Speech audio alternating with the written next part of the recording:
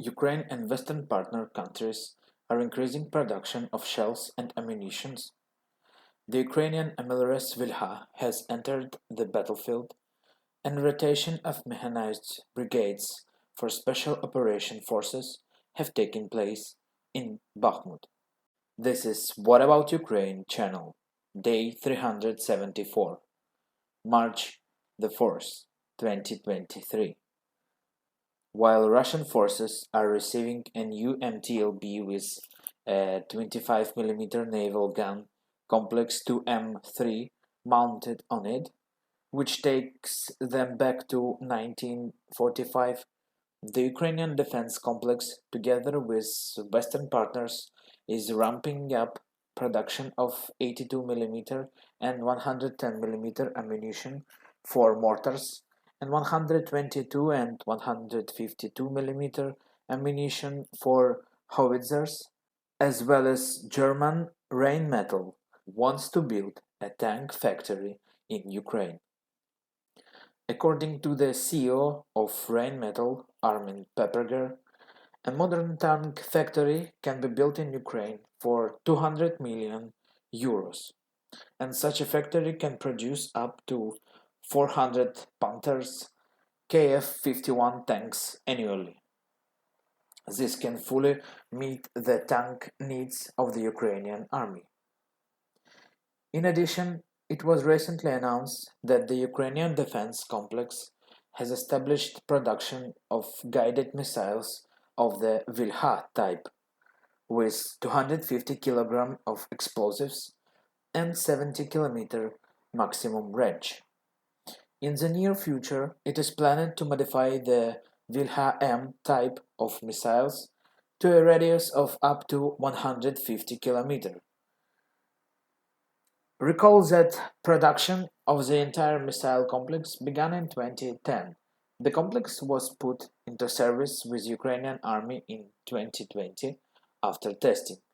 By 2020, Vilha-M missiles had been tested, which were declared to have hit a target at a distance of 110 km with an accuracy of less than 50 meters. One complex can contain from 8 to 12 missiles. The total firing time of such weapons is 48 seconds. All of this is making our Ukrainian Vilha complex. Returning to the map of hostilities in the last day, there have been no significant changes, although very active combat operations are underway on the Svatovsky direction, in the forest near Kremenna, on the Bakhmut front, which we'll now consider in more detail, and on the Avdiivka front line, in the Avdiivka direction, where the enemy is trying to advance from various directions towards the city. On this same front, it is worth noting the recently published photos of Marinka. Before the start of the war in Ukraine in 2014, Marinka was considered a suburb of Donetsk. Starting from that same year, the city was gradually leveled to the ground, and now the ruins that remain of the city, the Russian world, brought by the occupiers, can only be called hell on earth. And even with all this, Ukrainian defenders hold the line and defend the central and western parts of the city every day. Now let's take a closer look at the Bakhmut direction.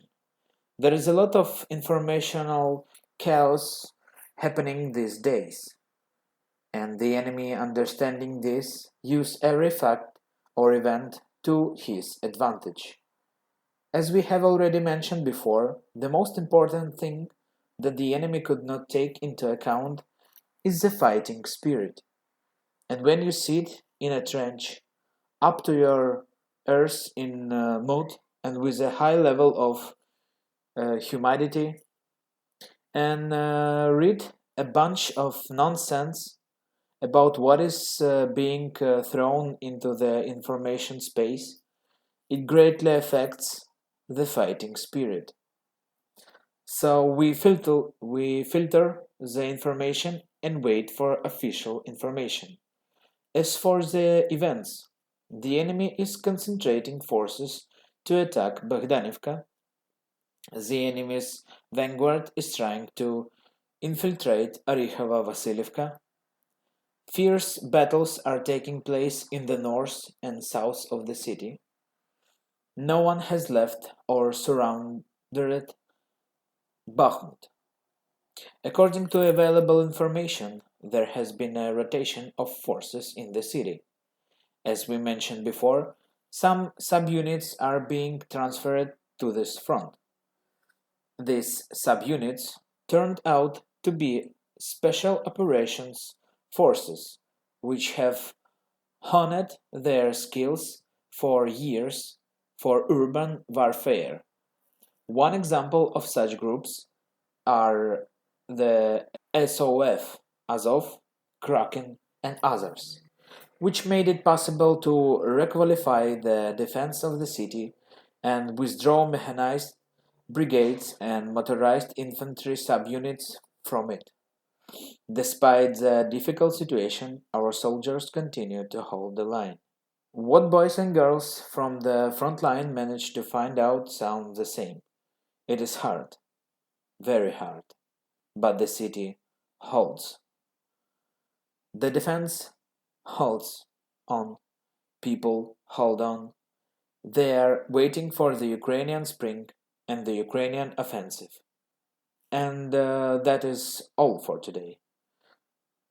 Please don't forget to subscribe to our channel, smash like button and leave a comments below the video. For those who want to support the channel and especially my family, there are several links in the video description. Stay tuned. Peaceful skies above us all. Glory to Ukraine. Slava Ukraini!